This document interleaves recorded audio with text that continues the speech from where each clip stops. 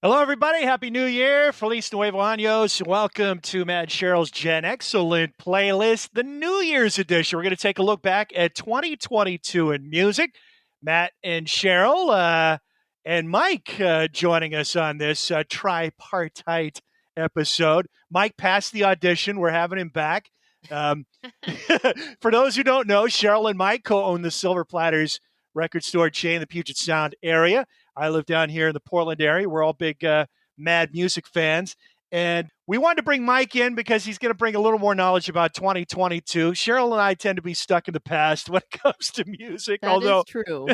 sadly, and you'll find that even more so when you see what my picks are for 2022. well, I think safe to say that I make an effort to listen to more new music than you do. Probably fair to say that. Yeah, I think that's true. Yeah, I try to listen to something every day that was released in the current or past year. Well, that's pretty good. I mean, and Mike listens to a lot of new music because in the stores they put new music on the playlist playing in the store, right, Mike? Yep. So he hears everything, at least once. He may not hear it again the rest of the year, but.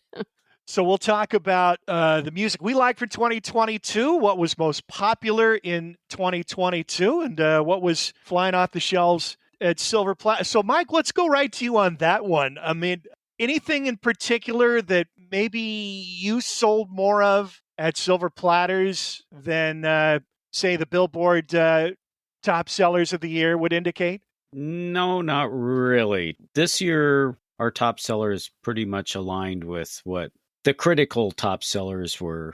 Critical Swift. top sellers or like the popular top sellers? Well, critically popular, because the popular top sellers tend to be more non-physical. Oh, Right. what people are streaming. Yeah. Yeah. Okay. And then if we're lucky, a physical format of some sort will come out for it. But that doesn't always happen. Yeah. Well, I heard a tidbit of information the other day, or the last couple of days. Is it true that Taylor Swift is selling more vinyl copies than CD copies of her latest release? Yes. That's an interesting trend. Yeah, well, it's kind of a loaded thing in that Taylor Swift put out so many different versions of the vinyl in so many different marketplaces, and that wasn't the case for the CD. So do you think people are buying like multiples of the album so they could get all the different versions? Yes. In fact, she's built the album around. So not only are there versions for different marketplaces, but the actual album itself has 4 different versions of the artwork and everything that when it's put together make up a clock. So that makes it so people want to buy all of them so they can have it pieced together as okay. It's something I'm finding out as well. A lot of people who are buying records, young people especially, aren't even playing them. They're buying them just to have the piece of art. There's some that are like that. Yes, that's the case for our kids. Our daughter doesn't even have a turntable, but she still has a few albums she bought because she wants the artwork, and she wants it in a format that it's like a colored vinyl or something. So it's just kind of a neat thing to have. I think it's also really common now for artists to put out several different versions of the same album on different colored vinyl, different, like Mike said, different covers even. That seems to be pretty common now. Yep. Limited vinyl releases. A lot of people will buy those on speculation, assuming they're going to go up in price, maybe to flip later or just to have as an asset. Anyway, I want to go back to Taylor Swift because I think one of the interesting things this year, I think a case can be made, and we'll bring Mike in on this as an expert voice. A case could be made that the 2 biggest hyped album releases this year were by female artists, Taylor Swift and Beyonce. Yeah, in fact, my whole thing about 2022 is how many releases by women artists were good to very good. And if you take the top 100 albums, at least half, if not more than half, are female artists. And that is amazing. You never see that. So are you talking also like bands that have like a woman No, lead singer, or just like no, a? no. Oh, okay, just a Although on solo my list, artist. because I've got quite a list actually of things that are women artists. One of them is a band that is all female, and one of them is a duo that both are female. But all the rest are single women artists. And Wet Leg, one of them. Wet Leg is one of Yeah. them. Yes. Is that the duo? Yeah. Are they? Yeah. And it's just amazing how many women released, because not only did Beyonce and Taylor Swift, but if you want to add in there the big names that Lizzo, Megan Thee Stallion, Charlie XCX, Tove Lo, Camila Cabello, and Bjork. I mean, those are, to me, the big names that put out albums this year. That's quite a... Can we go back to and repeat that name? I'm not familiar with.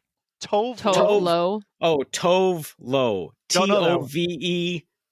In the physical world, doesn't mean a whole lot, but in the digital world, she's had, this is her fourth release, and fairly popular worldwide. Kind of in the same vein as Charlie XCX. Charlie XCX, last time she was on Saturday Night Live, I really dug the two songs. That wasn't an artist I would have expected to like all that much. I remember I went and I listened, I streamed her album, and it didn't. I don't know. It just didn't have the same impact. And I'm going to be honest with you, the albums that I just named, those artists, I could do without listening to the full album on almost all of them again, except for the Taylor Swift. The Taylor Swift, because we're playing it in store so much, it started to grow on me. Yeah. And I think the Wet Leg was kind of like that too. Yeah. But Chase Long did nothing for me. I've not gone any further than that song.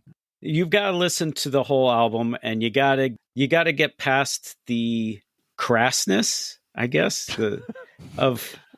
Well, apparently, according to Matt, that's the case with Taylor Swift's album, or at least the language. Well, it is almost everything has explicit lyrics now, and that's one of the problems we have as a store, is that we try not to play in the store anything that has explicit lyrics.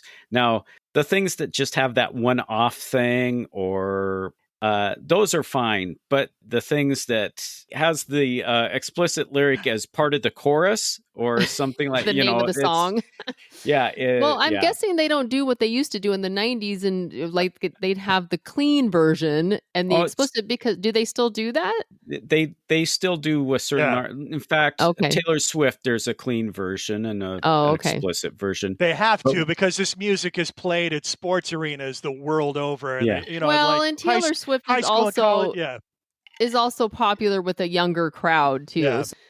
But it doesn't seem like that happens. I respect Taylor Swift a lot. I'm not a Taylor Swift fan per se. So my wife is a big Taylor Swift fan now too. And then when that album first came out, we listened to it on a road trip, and I was commenting about how often she swears on that, right? And my wife Julie insists, "Oh, she's been doing that for years." I'm like, to this extent? No. Yeah, and well, she's kind of correct. The last 3 or 4 albums have had a number of explicit songs on them. You know, the stuff that she did kind of in the Disney era, I guess. And that's one of the reasons that for getting out of the contract and re-recording some of her albums. So has she re-recorded every one of her albums now, or just some of them? Most of them, yeah. Oh, I didn't know that. And have you done that? She's gone back and re-recorded them because then she's wanted to be able to put in the lyrics like she wants, and not. No, she wants to own the masters, and also yeah. Okay, they're both are true. Both. Has she tweaked the lyrics on older songs? Yes. In fact, I didn't realize one of her bigger hits, she actually tweaked the lyrics, made it completely. She made it a 10-minute opus and recorded a mini movie around it. So she's a smart Yeah. artist. She's a great supporter of independent record stores, and both her and her mom. And with her And newest album, she put out signed versions of the CD and LP, no, or just just a the card. LP. That's part of getting back to this Oh, is the okay. first Taylor Swift that sold more LPs. For the last few albums for the indie stores, she's been signing hundreds, if not a few thousand CDs that she then gives to indie stores to sell. And that boosted CD sales for her amazingly. She did not do that for this release. She did signed LPs and a much smaller number of them for indie stores. So if she She's- would have done the signed CDs, she probably would have sold more CDs than she did for this album. Correct. Yeah. Yeah. Taylor Swift on anybody's favorites for 2022? Cheryl, Mike? No. Nope. All right. Who are we going to start with today? Mike's got the longest list, so I think maybe we should start. Yeah, I'll try to make it quick. First, because we were talking about the women, I've got a list of albums put out by women that I thought are worth more than one listen. And I'll say a little bit about some of them. And this is not in any order other than alphabetical by the artist's last name. So there's a female jazz saxophonist, Melissa Aldana, who put out an album this year called 12 Stars, and it is amazing.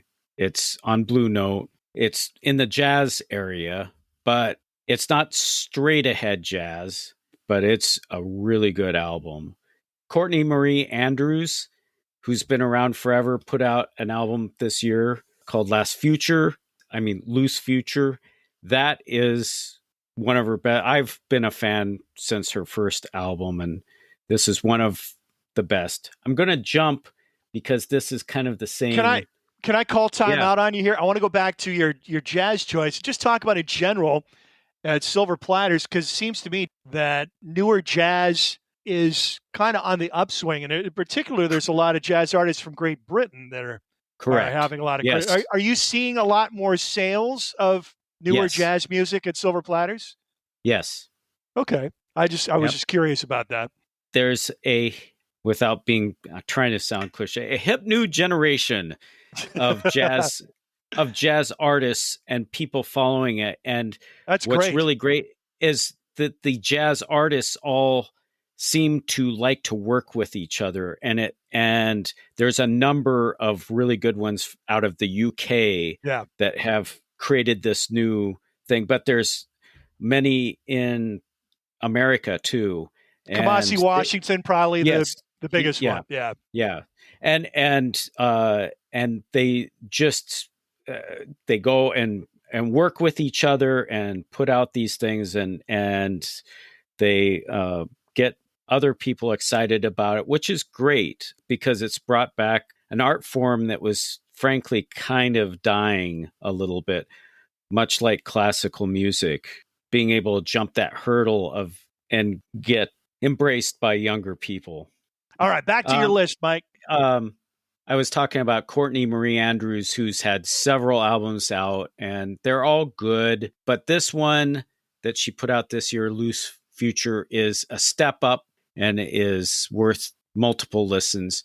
Another artist I'm going to jump in my alphabetical here that did kind of the same thing.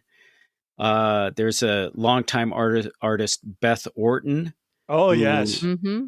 Her early stuff, Trailer Park, and the stuff she was doing with the Chemical Brothers and on Astral Works was great. The best bit EP. That's some of my favorite music that she's released. Yeah, brilliant stuff on there. Yeah. She put out a new album this year called Weather Alive, and it is really good. So kind of the same type of thing, a longtime artist who's been putting out albums, but this one, even though it's later in her career, is a step up and worth a listen. Going to add that one to my repertoire for sure. There's Aaron Ann, Do Your Worst, and I really like listening to that one. Big Joni, which is a group of all women. their album Back Home. It's a really hooky alternative rock album, and they're getting a lot of buzz right now. One of my favorites to listen to. This one just barely made my list. I've listened to it a couple times, and I'm still trying to. I like it, but I don't know if I really like it. And it's Lucretia Dalt, Dalt, and her album I, AY, exclamation point.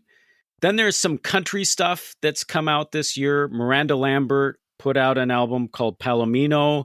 I've listened to it a number of times. It misses being one of her best because it's got so much humor in it, which I think is good, but also her best stuff is the stuff where it's dealing with less humorous stuff. Another mainstream country artist who is primarily composes her own material. Yep. Yeah. And in that country vein, Nikki Lane put out an album. She's put out a number of albums called Denim and Diamonds. It's more rockin', but it's a great album. Angel Olsen, who tends to be in that kind of alt country type of, her album Big Time is really good. And Amanda Shires, Take It Like a Man. Good one. That is, and she's Jason Isbell's wife. Yep. And so she's got some really good players on that one. Plays fiddle in his group. Yep. And then there's a newer gal, Lainey Wilson, who did an album which I love the cover on it. It's called Bell Bottom Country, and it's a really good listen, worth repeated listenings. Some of the others, boy, this is quite a list, is Kate LeBon with her album Pompeii. I've been a longtime fan of hers, and this is a strong one. Welsh artist. And Aaron Ray, an album called Lighten Up. It's more poppy, but I really like that. The new Maggie Rogers Surrender has some really good songs on it, and I've liked her stuff. Rosalia Motomani.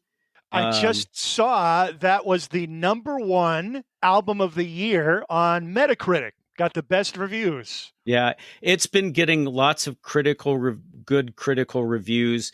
It's interesting to listen to an artist because of all the different sounds that it brings in, and the Latin back, it's Latin based, but there's rap in there. There's all sorts of stuff. And she's very interesting to what she was on Saturday Night Live.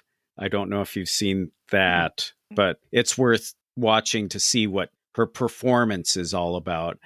Another one that's like that, where it's just takes a next step in where music could go, is Sudan Archives, called Natural Brown Prom Queen. And she is put together quite an amazing album with full of different sounds. And she did a performance of one of the best tracks on Stephen Colbert, and it's worth checking out. But the album is very strong. Rina Sawama, Hold the Girl. She's had a few albums out, kind of artsy type, but experimental.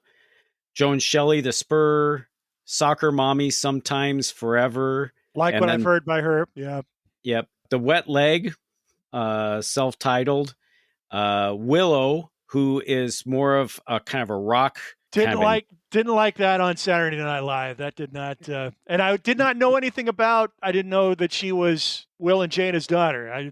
I liked it, so I think that she's talented, and I put her in there because she's, I think, excelling in a genre that women don't go into that much anymore. Yeah. And so I put that in there.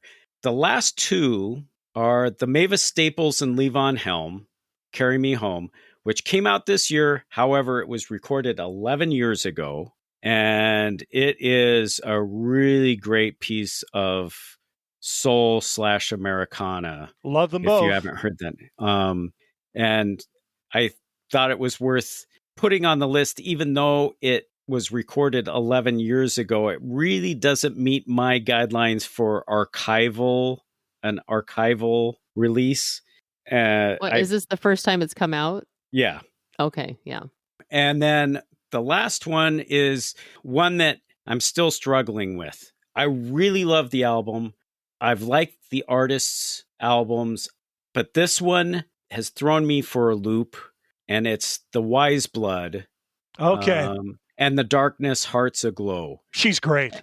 And the reason it's throwing me is that one of the things about listening to new music that I have a hurdle for me is because I've listened to so much music through all the years. Almost anything that comes out, we play a game at Silver Platters. Oh, this sounds just like this. Oh, this sounds just like this person. This Wise Blood came on, and three of us looked at each other and said, Amy Mann didn't put out an album, did she? And this was just on the first song that was playing. And then the next song comes up, and it's even more Amy Mann. And the whole album, it is the Lost Amy Mann album. I mean, everything about it, it is so Amy Mann. It is scary. Well, that's a win. That's a win in my book. Well, I love Amy Mann too, and that's the album is really good. The songs, the album does everything an album should do. However, it's sounding so much like Amy Mann, and none of her previous stuff has sounded like that. It's providing a roadblock for me that I'm having to deal with. Yeah, her last album was fantastic. I haven't gotten around to her new one yet, but really liked her last album a lot. And and do you think she was being intentional and trying to sound like Amy Mann, or was it just a coincidence? I've only looked at a few reviews of it, and no one mentions it sounding like Amy Mann, and so I don't know. I have no idea. So that is my list of women artists that have put out really good albums this year in no particular order. Honestly, I haven't listened to a ton of you. Even though I try to listen every day, so I know I showed these before, but I've gotten these music publications for years. 3 of them that I read regularly. This one, Mojo, which dates back to mid-90s, I think 93 when I first started publishing. Uncut, which is music, movies, and television, which has been around since the late 90s, and I've been buying that almost since it first hit the newsstands. And the reason I continue to buy these, they come with a CD every month, too. The Uncuts, usually the CD is new music, and that's generally how I've gotten my new music over the last 10, 20 years is via Uncuts cover mount CDs. And then the American magazine, I get Big Takeover. This has been around a long time, too.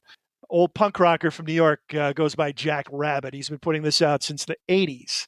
But yeah, so these Uncut CDs, in the last year and a half, we've purchased 2 new vehicles in our family. So our 2 cars, both 2021 vehicles, and neither of them have CD players. No CD players. That has totally changed the way I listen to music. So it's actually got me streaming more than I have. I've been on Apple Music for a few years, but didn't tend to use it too often. Now I do.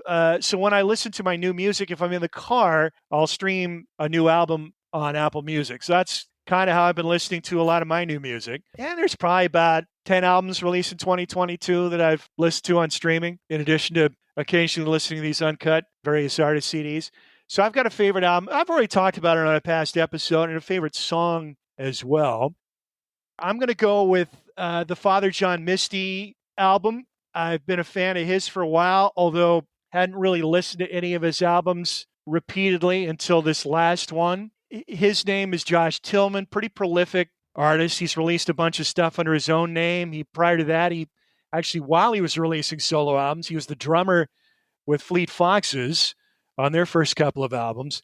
And more recently, he's recorded as Father John Misty. He's kind of adopted this persona. He looks like late period Jim Morrison with the beard, this kind of LA hipster type, and kind of sings in character, somewhat autobiographical. He's a little bit sleazy, but you don't know how much of that's really him and how much of that is a character, which I find intriguing. He's a wonderful writer, beautiful singer, and I just love the production values on his stuff. So his newest album is really harkening back to more traditional, like pre-rock and roll pop music. This stuff, what we would call vocal music. It's the Frank Sinatra's, Tony Bennett's, the stuff that came out in the Easy 40s listening. and 50s. Easy listening is, I don't think that. No, it's that's more of a Oh, pejorative okay, yeah, term. vocal, I guess, think, is more, yeah. It's more like Loudon Wainwright. It is so Loudon Wainwright from early 70s. Oh, and that's what historically I love Father John Misty albums. This one, kind of like the Wise Blood, it was too, for me, it was too is contrived the right word? It sounds so much like something else. Well, the one song, Goodbye, Mr. Blue, is clearly an obvious nod to Everybody's Talking by Harry Nilsson. Yeah. Yes. Yeah. But the rest of the album is more of a throwback, drawing on the standards kind of in the vocal music of the 50s and early 60s. Lush production. Jonathan Wilson is his producer, who's a fine artist in his own right, LA guy. But just a beautiful sounding record too. This is one you definitely want to get on vinyl because it is just a beautiful recording. And I don't know enough of his, or I'm not as knowledgeable enough about his prior recordings to know how good those sound in comparison. But when I did see him live, he did a show with Jason Isbell and the 400 Unit, shared a bill. And he was performing with a 9-piece band, which I appreciated. I mean, here's a guy who's obviously very committed to the quality of the sounds that he's putting out there and is sparing no expense to reproduce that on stage. It's just a wonderful record, beautifully played, beautifully sung, beautifully produced, memorable lyrics. And that's the one that's really stuck in my head the most this year. I guess the runner-up for me would be the Black Keys' latest release, Dropout Boogie, which is just them doing what they do. They just continue to put out quality blues-derived rock and roll music, keeping the flame alive. And I didn't listen to that one, but I listened to the Father John Misty, and it also has a 70s singer-songwriter feel to some of the songs too. A lot of his earlier stuff does, yeah. Okay, I had not listened to any of his other albums, but yeah, it's a throwback to more than one era, I think. But it does sound really good. It's really an interesting balancing act he does with this character, because he's like this ultra hip kind of outsider, but inside, he's commenting on, but he's also very involved in whatever scenes that he's describing, and he's somewhat self-effacing, but somewhat arrogant as well.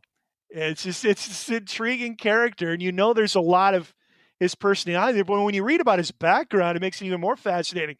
He grew up very cloistered, grew up in a super religious family, wasn't exposed to really any kind of pop culture throughout his childhood. So he's come into all of this lately, but wonderful artist. He's put out just a quality catalog across the board. And like I say, he's very prolific. He's put out a ton of material. He's released at least 5 or 6 albums as Jay Tillman before this Father John Misty iteration, but there's still a ton there yet to be discovered for me. But yeah, those are probably the 2 albums that stick out the most for me. Some of the other stuff, I guess the new Wilco album, Cruel Country, although that one really hasn't grabbed me so much. It did make the top 10 on Metacritic's list, and at least either Uncut or Mojo's best albums of the year, that was a top 10. It's a double, and it's very acoustic. They're kind of getting back to their country roots, a little Cruel Country, obviously a play on words there. The Arcade Fire album, not their best, although I liked it a lot, but the song Unconditional Lookout Kid, one of the best songs I've heard. Certainly the most emotionally impactful song I've heard from a new release in 20 years, maybe. Suede has a new album out that's pretty good. Now, they're going for a post-punk, kind of late 70s sound, and I think they do it very well. I'm a fan of that band. I haven't listened to their recent albums so much, but their first couple of records, really, I like that one. I like their new one too. Yeah, Their first album was kind of proto Britpop. They got all this hype in the UK. I think they were on these on magazine covers before they'd even released any music. And this is like 92, 93. But before the whole Britpop explosion with Blur and Oasis and all that, they put out their first album and kind of kickstarted that whole movement. But they've been kicking around ever since then. Their albums actually come out in the United States as The London Suede, because there must have been an American band of that name. What else? Oh, Sloan, obviously. It's not on my list because I've only listened to it a few times. I did buy, first time I've bought a record near release day in a long time, so I've got my vinyl copy. But none of the songs has really jumped out at me yet. Not like their last one, 12, which I thought was a fantastic record that had 3 or 4 songs that were just very immediate and hooky and grab you right away. This one's going to have to be a grower, although Jack Rabbit in the latest Big Takeover, it was his #1 album. Sloan, for those of you who don't know, Canadian band from Nova Scotia, Halifax, now based in Toronto. Fascinating. They've been kicking around since 92. They've had the exact same lineup since 92. All their albums, 4 guys. They all write, they all sing.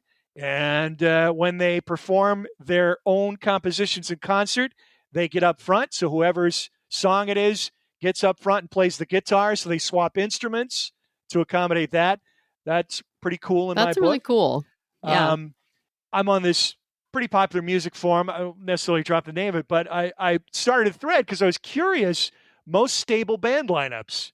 So Sloan, same 4 guys since 92, old 97s, about the same length of time, 93, 94. U2 is the winner. U2 is the winner. Same 4 guys since 1978. Yeah. When they first started playing together, there were a couple other guys, including the Edge's brother. But they performed, I think they were the Feedback, and then they were the Hype. And then they changed it. When they changed the name to U2, it was the same 4 guys you have now, with Bono, the Edge, Larry Mullen, and Adam Clayton. So the overall winner would probably be ZZ Top, which until the death of Dusty Hill had been the same 3 guys, Billy Gibbons, Dusty Hill, Frank Beard, for over 50 years. Wow. But we lost Dusty Hill in the last year or so. So that streak came to an end. So the longest current streak would be U2. What else have I listened to new in 2022? I got to look down my playlist here, see if I missed any. I'm not, Josh Rouse put out a new album this year. I'm a fan of his. Don't know his catalog intimately, but he put out an album called 1972 several years back, which I love. Another great sounding record. Get that one on vinyl if you can find it. It's over $100. Mine's still sealed. What else we got here? Better wrap this up so we can get Sheryl on. Tears for Fears, didn't that come out this year? Their new album. Yeah. I'd forgotten about that. For some reason, I was thinking that was 2021. Definitely a worthy listen. That about covers it for me. I see Yola on here, but that was 21. I'm pretty sure. Yeah, that's pretty much it for me for the new music. So Father John Misty, my top album. Unconditional, Look Out Kid, my top song of 2022. So Sheryl, you were up to bat. I know you got some archival stuff you want to talk about, but what about the new music that has most inspired you in 2022? New music. So actually my favorite album comes from an artist who was a lead singer in a band probably none of you guys have ever heard of. The band is called Big Big Train. I have heard of that. You have heard of them? Oh, okay. So Big Big Train did also put out an album in 2022, Welcome to the Planet. I really enjoy that album. I think it's great. I love all of their albums that they've put out in the last 10 years. They've been around longer than that, but their lead singer, his name is David Londgon, and he put out a solo album. Not familiar with that name. Okay, so sadly, he actually passed away last year from a freak accident at home, and it was a very sudden and shocking incident that occurred, and he was in the process of recording this solo album at the time. Actually, Welcome to the Planet and his solo album called Door One came out, after he had passed away. So he was in the process of recording this album and hadn't quite finished it, but was almost done. So they were able to go through and like finish the album and put it out. So both his solo work and Big Big Train more so, falls under the prog genre. And we would expect nothing less from Sheryl. Nothing less for me. But actually, I would say that his solo album also kind of, I don't know really how to categorize this music exactly. It's definitely prog. It's complicated, but not so much that it feels like it's difficult. This music, I feel like it's very emotional. It has impeccable playing and musicianship, lyrically and musically. I think that it is some of the most just real and raw, but poetic and beautiful music I've ever heard. So he's a vocalist, lead singer, but he also plays like a bunch of different instruments. He plays the flute. That's usually what you see him playing the most, but he plays like keyboards, guitar, bass, mandolin, lute, like a whole array of instruments. His voice sounds very similar to Peter Gabriel's, certainly more so at sometimes in others where he has that sort of raspiness like Peter Gabriel has. So this album, and I mean, it probably hits me a little bit harder knowing that he's no longer with us too. And it was like a tragic loss. You know, these bands, I mean, a lot of these prog bands, kind of like what you were saying with jazz, Mike, they play on each other's albums. You know, it's like a big family. And I think there's kind of a rise in prog bands. I mean, like Black Midi, that's a hot band. These probably the most popular band recording under the prog banner. I don't know if they call what they do prog, but I'd certainly that falls under prog. This I would call more kind of almost like adult contemporary prog. It's very polished, but it still feels like it has a ton of heart, and you know, it doesn't have like an emptiness to it like you think some of that polished music does. And actually, he had an album with Judy Dybel, who was the original lead singer for Fairport Convention, and they put out an album a couple years ago together. Did she pass away recently too? Yes, she passed away like 6 months after that record came out. So that makes that even more sort of filled with emotion when I listen to it, knowing both of them she was the lead singer. She was the female singer on the first Fairport Convention album, on the first Fairport Convention. And she had actually had done some guest vocals on some Big Big Train albums, and that's kind of where they got connected. And they did an album together that is just gorgeous. So anyway, David Londgon Door One, that's actually my favorite album of 2022. And that is a new album from a current artist. Mm-hmm. A couple others that I really have enjoyed. Robyn Hitchcock has a new album that came out this year. It's called Shuffle Mania. Of course, Sheryl knows that was one of my favorite artists back during our Silver Platters days. And, you know, I haven't really been paying attention to Robyn for years. Me neither. Like, I'm sure he's probably had some good albums that have come out over the last 15 or 20 years, but I just haven't listened to them. A voluminous catalog.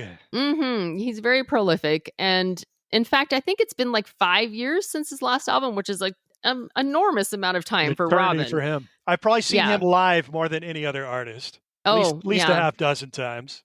I've seen him a few times. Anyway, this album is so much fun. Well, actually, it's a good combination. Like the first song, it just like hits you with a bang. It's called Shuffle Man, and it's got a shuffle beat to it, and it's like, and it has sort of that trademark, oh yes, oh yes, oh yes, oh yes, oh yes. You know how Robyn kind of brings in these like funny, quirky little choruses that are like chants, sort of. And Robyn Hitchcock quirky? Yeah, this song is like totally exactly what you'd expect Robyn Hitchcock to be. But the rest of the album, it's kind of a mix between like upbeat rockers and sort of songs with these cool rhythmic tracks and like haunting vocals and sort of moody pieces. With of course his like off the wall lyrics thrown into every song. There's a couple songs that really sound like John Lennon. There's this one song called Socrates in Thin Air. He sounds exactly like John Lennon. It's like if John Lennon were to record his version of Rocky Raccoon, that would be the song. Overall, just really enjoyable and listenable album. The other one is Death Cab for Cutie's new album, which once again, I really haven't been paying that much attention to them recently, but this is a good, solid album. And I've listened to it several times, and I think it's definitely one that I would go back to. It's good. Yep. Their music has never put its hooks in me. You know, there's some of their music I've really, really loved. Some of it I'm just kind of like, meh. But actually, this album was surprisingly good. Like, there's enough there that's different and interesting, and there's different hooks, and they're working with kind of like the drummers doing some cool rhythmic things, and they're trying to do enough to spark your interest that I felt like, okay, this actually made me want to go back and listen to it again. Whereas some of their stuff is just kind of boring and it sounds the same, and I didn't really feel like that intrigued to want to go and delve any further. But this album, I actually think it's strong. The other two albums I wanted to mention are not new recordings, but one of them is the Beatles' Revolver. Of course. I want a full report on my desk by our next...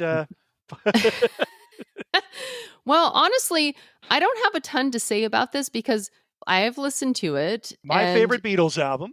Yes, and I think yours too? Probably have to say it is mine too. I mean, I kind of go back and forth. It depends on the mood I'm in. But of course, it sounds amazing. But the thing that's really great about this and all the Beatles reissues that have come out with like Sgt. Pepper's the White Album, the outtakes and the demos, and which for people that haven't heard this, it's a complete revelation. Like, you know, you have to hear this because I mean, just even hearing them talking to each other in the studio is amazing. But hearing the songs, and people that saw Get Back kind of got a taste of that, of them like in the process of writing songs and how it, you know, them working together and how that worked. Well, you get that on these demos too. Now we've had in our possession, we have owned the bootlegs to these forever. So I've heard a lot of these before. So it isn't like totally new to me, you know, like just I've heard the weird droney slow version of Tomorrow Never Knows, or like the songs in their very early incarnations. But anybody who hasn't heard that, you need to get this just for that, you know, just so you can hear how these songs were shaped and changed, and you know how just kind of how the whole writing process came together. This came out in several different versions, right, Mike? There's a single disc, just the straight album. There's a double CD that has a bonus CD of the demos and alternate tracks that you're talking about, the best of those. And then there is a 5 CD box set. And then there's the same kind of thing with vinyl, you know, the single LP, kind of a double LP, and then the box set LP set. So the 5 CD has more of the demos and the alternate takes and correct. Yep. Okay. That's the way to go. Because even if you're hearing like several different versions of the same song, it's just so cool to hear how they brought in the different ideas and changed them, slowed down. Like Rain was way faster, you know, like things, just how they Yellow Submarine is just kind of like the initial recording is just John and the acoustic, and it sounds nothing like Ringo's version, you know, it's just totally different. So to be able to hear all the different incarnations of the songs like that, I think is really what makes this Didn't so Yellow special. Submarine have totally different lyrics too at the beginning? It had different lyrics. Yep. Kind of downcast. Yeah, way different. Yep. Yeah, much more Lennon. And that was the one I think that they were really kind of pushing, like you've never heard this before. Yeah. And it's really fascinating. Yeah, I've not sprung for any of the Beatle boxes, but if I were to, the Revolver would be my first destination. And yeah, I would want to go for the full deluxe treatment there. Full experience. Yeah. Mm-hmm. Any other archival stuff you've got? Yeah, the other one is the Beach Boys Sail on Sailor 1972. Okay. This is the second one in the series. I'm assuming, I don't know, do you know, Mike, are they going to be doing this with like several of the Beach Boys albums, or is it just I'm guessing I'm guessing they're going to stop, because once you get past 72, really waiting for 15 big ones. No, but Love You, that one's good, and there's a few others, but you're right. This is kind of the end. So anybody who hasn't really explored the Beach Boys catalog beyond, well, some people maybe beyond like the early 60s hits, and then some people maybe beyond Pet Sounds. They decided like most people probably stop. Most people probably stop at Good Vibrations. Yeah. Yeah. There are some really great albums, songs, a whole slew of music that should be listened to beyond Pet Sounds, going up to about Holland, which is what this release is. So this release is actually 2 albums. It's Carl and the Passions So Tough is one of the albums, and Holland is the other. And so it's a remasters of those 2 albums.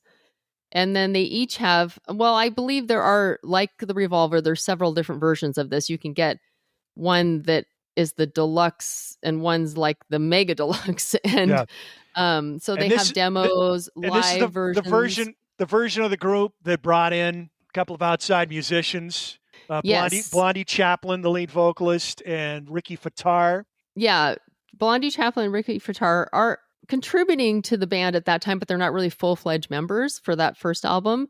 But actually, the another contributor to that album too is Daryl Dragon. Mm-hmm. And we talked about this before when we talked about Captain and Tennille. So he wrote 2 songs with Dennis Wilson, and also orchestrated, did the orchestral scores for those songs too. And those are really interesting, very depressing, really. And especially if you know Dennis Wilson's story, he was mixed up in the Manson family. He was, drugs and alcohol, a lot going on there. And so those 2 songs are on this album. And I prefer the Carl and the Passions album. It's a better album. But it is really interesting to hear the outtakes. And they also have several a cappella versions of songs that are on that album. And it's pretty cool because you remember that the Beach Boys as a vocal group are just incredible. Yes. I mean, they're brothers. Mike loves their cousin. They have that shared DNA, I guess. Mm-hmm. But it's really, really cool to hear the a cappella versions of a couple of these songs because it just hits home again like, that's really what... At the heart of their music throughout their entire... all goes back to those harmonies. And they don't lose that. I mean, that's still there. The songwriting isn't quite up to par when Brian Wilson was at the helm, but there's still some great stuff on these albums. And Brian's really not writing much for them at this time, although he is still part of the band and he is, involved, but just at a much lower level and not really in the recording process. So that's the first album. The second album is Holland, which is an album that they recorded in Amsterdam. They moved to Amsterdam to record this album. And then, the songs are not quite at the level as Carl and the Passions, but there are some really cool things on there. And I think that now Blondie Chaplin and Ricky Farrar are full-fledged members.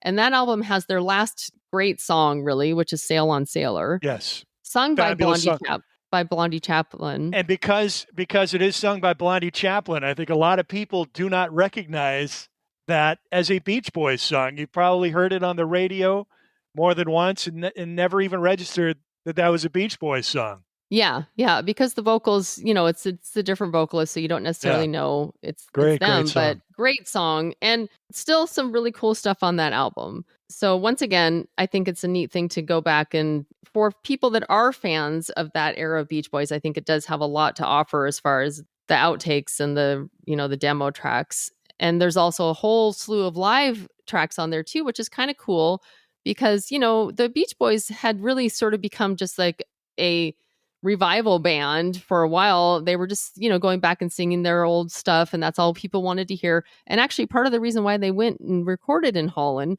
was because they had done some shows in Amsterdam and the fans there were wanting to hear their current music. And they were like, wow, this is so great because, they were used to basically just being like an oldies act even in the 70s because everybody wanted to hear their 60s stuff. So, and actually, what, another thing I realized, did you know that Ricky Farrar plays, what's his name? Stig on the Ruddles. He's George. Yes. Yeah. I didn't know that. I thought they were in funny. Blondie Chaplin, Ricky Fattar were in a South African group called the Flames. The Flame. Or Flame? Was it just Flame? Or maybe just Flame. The Flame. The Flame. Yeah. The Flame. Yeah. And I don't know how the Beach Boys came across these guys, but because Carl Wilson saw them performing live somewhere, and he thought they were great, and so he actually produced one of their albums. And Brian doesn't really play on Holland, but really the two of the 3 really good songs on there he co-writes: "Sail on Sailor" and "Funky Pretty." The other And really Sail on Sailor, he co-wrote yeah. with Van Dyke Parks. Uh, Sail on Sailor, yeah. Funky Pretty, co-write with Mike Love and Jack Riley. And then The Trader, Mm-hmm. really cool song, too. That's a Carl That's song. a cool song. Yeah, Yep. Carl Wilson. And that's one of those albums that I'd listen to, but not a lot.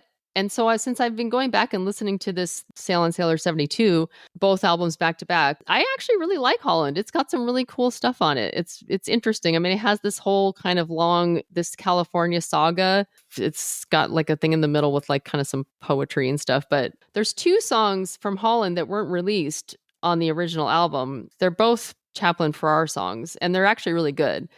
And they got bumped just because they wrote Sail on Sailor at the last minute because the record label was like, we really need a hit and we need a song that we're going to put out as a single. So that song came on should have last. been a much bigger hit than it was. But the Beach Boys were so passé at that point, you know. These albums are definitely one of those, like, in hindsight, now, when you go back and listen to it, at the time, they were not popular. They were not selling. Nobody wanted anything to do with them. You know, they just, So, well, the tragedy is the 2 albums that preceded those, which are both brilliant, Sunflower and Surf's Up. And actually, there is a box. There's the same kind of thing they did for this album. These 2 albums they did with last year, maybe 2 years ago, Mike, that came out, The Feel Flows. Yeah. Okay, and last year, I think.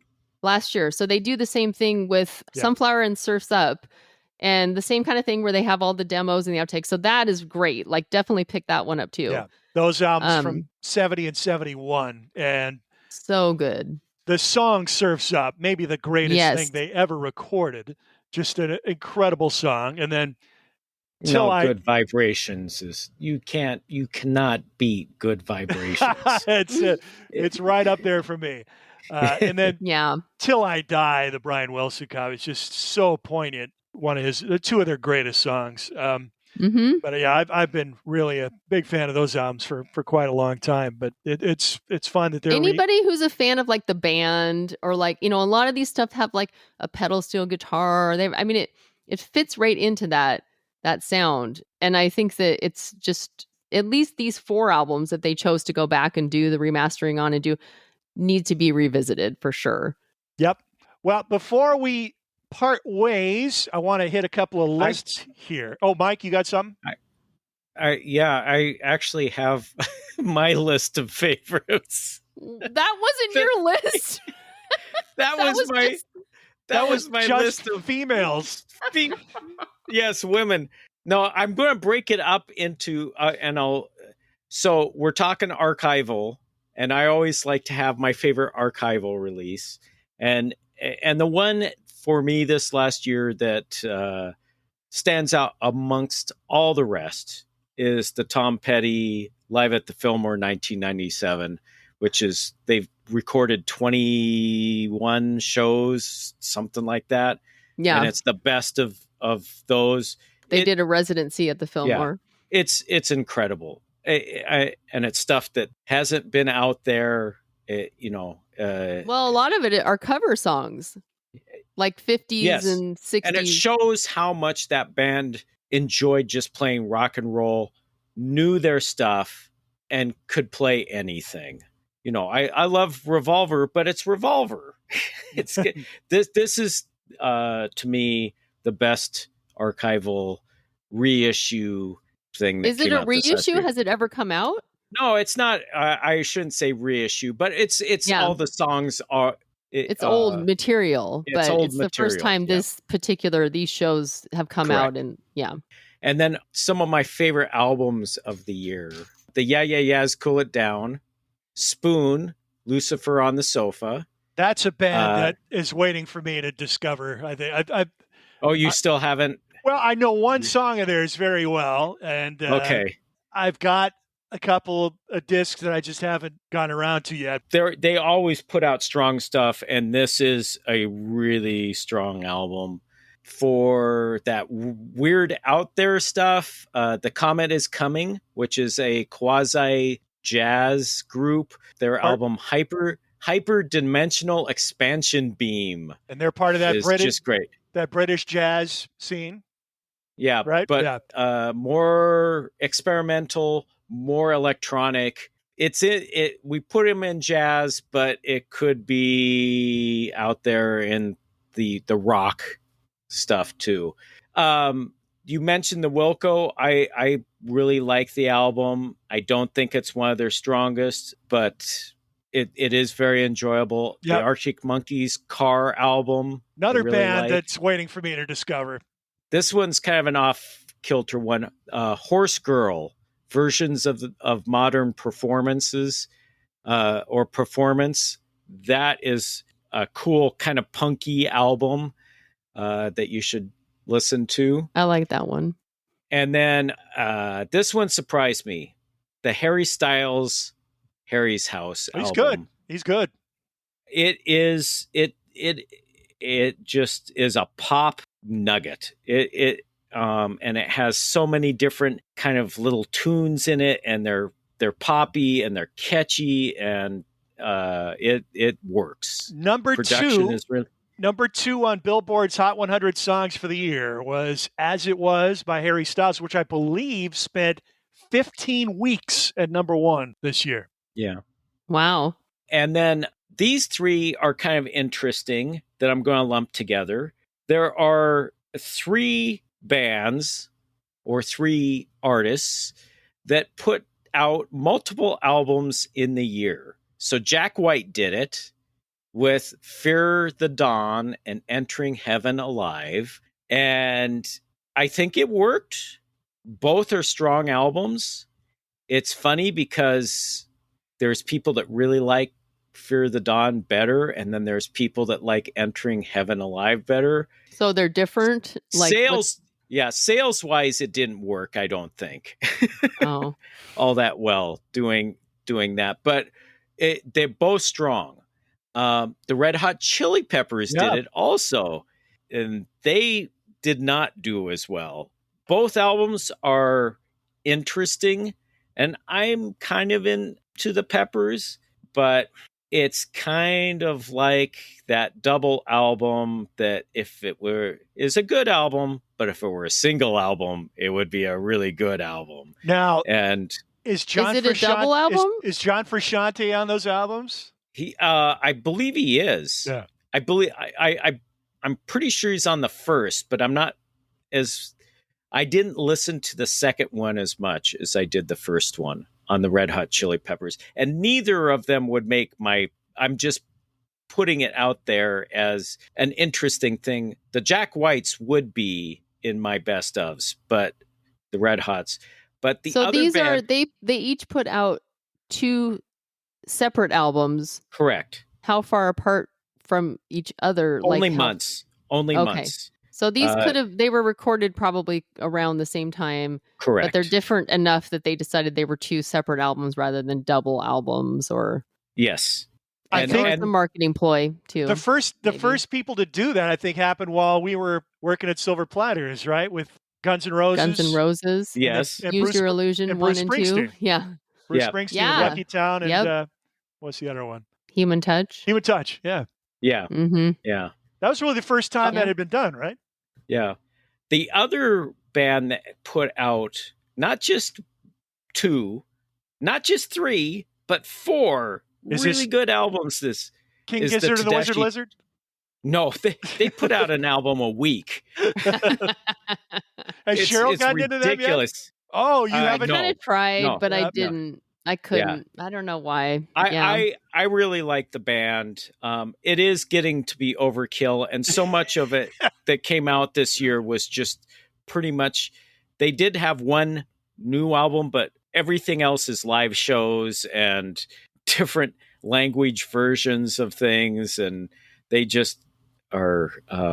They're prolific. But the band I was going to talk about was the Tedeschi Trucks Band, who put out a series of 4 albums there's I Am the Moon, 1, 2, 3, and 4, and each of them have a subtitle. Each of them are strong albums. And if you're a fan of that band, it's worth having all 4 of them. And it impressed me that they could do that and keep the 4th one is just as good as the first one. That is pretty amazing. I really like their last album before this series of 4 that came out maybe 2 years ago. Love that album. So I'll have to listen to those. I haven't heard of. And then one last album, which is my kind of pet favorite, is the Panda Bear and Sonic Boom album Reset, which if That's you don't, a fun one. Yeah, if you don't, Panda Bear's a side project for one of the guys in Animal Collective, and Sonic Boom is one of the guys from Spaceman 3, and they both are musicologists. And what this album is them taking some of their favorite 45s from the 60s and the early 70s and taking samples from them and kind of distorting them and then building songs upon them. That's a cool idea. So it decidedly really has that feel of a pop album from the late 60s, especially the early 70s. Well, there's one that's like Peggy Sue, so they're going back even into the 50s, but it has the same drum song at the beginning. It's got and then it goes on a different tangent. Yep. And at first I was like, because I don't know. I'm one of those people that I'm like, if it sounds too much like something that is older, I'd rather just listen to the original one. But this actually, I did think it was really cool and want to continue listening to it because I thought they did a good job. And it was different enough and interesting enough that the songs were so catchy. And I mean, they are coming from songs that are familiar. Like you hear it and you're like, oh yeah, that's totally familiar to me. Yeah. But then it will go in enough of a different, Everly Brothers, the Drifters, and you can hear, But then they put enough of their own spin to it that it makes it interesting enough that you want to hear it. Well, it gets back to that. You're saying everything that I was trying to say with the Wise Blood is that you're right. For almost anything that comes out, it's like, well, this sounds like this. And if I'm going to listen to this kind of music, I'd rather as well listen to the original artist that did it. Yeah. And trying to get over that hurdle to be able to keep your mind open to listening to new music and appreciating it. All right, to wrap things up, we'll get to the popular lists here. The Billboard Hot 100 year-end chart. The number one song of the year 2022. I had never heard it until I was playing it just before we went on. Heat Waves by Glass Animals. Nothing special about it, just kind of there. I'm not a fan. Yeah. As I mentioned, as it was, Harry Styles, number 2. Number 3 is a song called Stay by the Kid Laroi and Justin Bieber. So there's your top 3 songs on the Billboard year-end chart. Top album was Bad Bunny's Un Verano Sin Ti. Adele's newest album, 30, is number 2. And country artist Morgan Wallen, his latest release, Dangerous, the double album, was the number 3 album on the Billboard year-end chart. Really? Yeah. That is interesting because most of this year was him digging himself out of a huge The only thing I know about Morgan Wallen is he was the one that was supposed to be on Saturday Night Live and then got himself filmed or recorded in a way that did not put him into a very good light, and they pulled him off. But then they put him back on. Then they brought him back on. And then I heard him sing, and I was like, don't see what the big deal is here. No. And then he did some other stuff that got him on the bad list. And I mean, so much so his label pulled, we weren't able to get his physical stuff for a while. So it's kind of interesting that he stayed in the Billboard top 3. Also in the top 10 of albums, 2 Taylor Swift albums, 4 and 5, her new release Midnights, and the re-recorded Taylor's version of Red was number 5. 2 Harry Styles, actually no, 1 Harry Styles album in the top 10. Also the Encanto soundtrack, which I'm not altogether familiar with, but I don't have kids that are into Disney, so that's probably why. Although I know on one of the streaming services that really registered quite strongly, YouTube, their US-based music chart dominated by music from the soundtrack to the movie Encanto. Global Songs chart topped by Hari Hari Odani by Pawan Singh and Anupama Yadav. iHeartRadio, Doja Cat, top overall artist in streamings, total spins and streams. Top song, Stay by Kid Laroi and Justin Bieber, over 1.23 billion spins. And then Bad Bunny, big year. Most popular artist on Spotify for the third year in a row. Most spots that on album was on a lot of the greatest, a lot of the Best top, ofs. best ofs for 2022.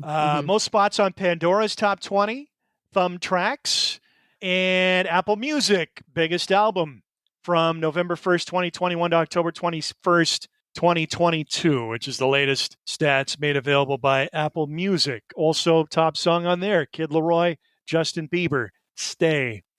Critics lists mentioned, number one on Metacritic. You already mentioned it, Mike. Rosalia, Motomami, which got a combined score of 94 on Metacritic. That was their best reviewed album. The two magazines that I've been faithfully reading for decades now, Mojo and Uncut. Mojo's number one is... I hate something you never heard of before. Don't you hate it when they do these lists and you got to go down like 10 pages and they put all these ads and graphics that slow your computer down? You just want to get to the... Yeah, it was something that... I believe it was something Michael Hurd. It's Michael Hurd. Actually, Mojo's number one was, Michael Head in the Red Elastic Band. Now, I am familiar with Michael Head. So he was in a band called Shack. He's a Liverpool musician. And both Uncut and Mojo have raved about this guy forever. Wet Leg was number 2. And number 3 was Danger Mouse and Black Thought collaboration. Which is really good. Yeah, I'll bet it is. Black Thought from the Roots, Danger Mouse, well-known producer. The album's called Cheat Codes. Rounding out the top 5, Horace Andy, return of a reggae legend, Midnight Rocker, on the On You Sound label. And then Arctic Monkeys' latest album, The Car. Uncut's best of. This actually surprised me a little bit. The Smile, which is the side project by Radiohead. Yeah, the Radiohead spinoff. Yep. Number 1. The album's called Light for Attracting Attention. It's good, but it's worth listening to a couple times, but it didn't make my best ofs. Joan Shelley, number 2, with The Spur. Then Michael Head and the Red Elastic Band, number 3. Angel Olsen, which is an artist that has been championed by both of those magazines. Big Time, the name of her album on Jaguar. And then Big Thief, Dragon, New Warm Mountain, I Believe in You. And I believe Wilco was in the Wilco's Cruel Country was number 6. That's the only album in the Uncut or Mojo top 10 that I've gotten around to listening to this year. So that'll give you an idea of some of the most critically popular albums of the year, some of the most popular albums in terms of sales, and our favorites, Sheryl, Mike, and I, the best of 2022. So that'll do it for us on this episode of Matt and Sheryl's Gen Excellent playlist with special guest Mike. Our next installment, we will continue with the year 1977. 3 more songs coming your way. Will I have picked my favorite album of the year by then? I don't know. I'm still struggling with that. I think I have a pretty good idea. You've been listening to new albums from 2022 lately. Well, yes. I've been trying to listen to albums from 1977. I'm pretty sure what it's going to be. Thank you, I'm ready Mike. to go back into 1977. Yes. Back to your comfort zone. Yeah. All right. Well, thank you, Mike Bott, for joining us. And for Sheryl Bott, I'm Matt Rickard. Thank you for joining us on Matt and Sheryl's Gen Excellent playlist. We'll talk to you next time.